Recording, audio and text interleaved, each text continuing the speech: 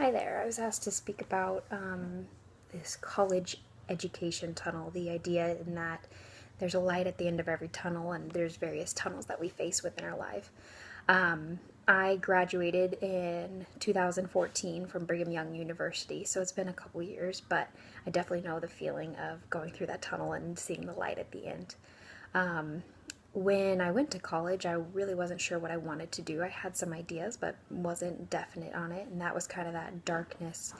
But partway through, I made the decision that I'd like to be a special education teacher, and got into that program, which was nice to kind of have that direction with it. And then seeing that light, knowing when I scheduled these things out, it would be, in the December of that time. So finally being at the end of that, as graduation grew near and I finished my student teaching, I was excited and nervous and all these other feelings that came to be. And so when graduation did finally roll around, I was there, I was excited, but then ran into a brick wall. The fact that how do I get a job as a teacher halfway through the school year?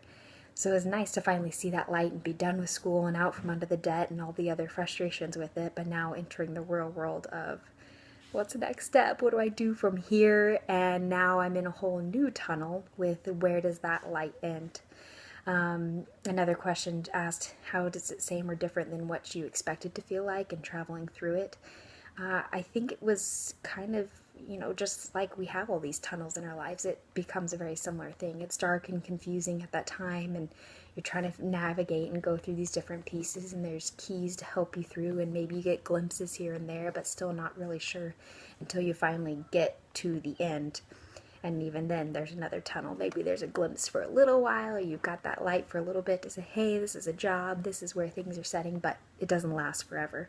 And I think that's a big part of life, is just understanding that you're never really at the end, never really at the end of learning. That's a continual process, and I will say that not only as a teacher, but as an individual, and understanding that that learning is going to be constant. It doesn't end. And that light is always going to be there. There's always going to be some sort of end of the tunnel, but you're going to have to figure it out along the way. Sharing some insight with maybe others who are at that point right now is keep moving forward.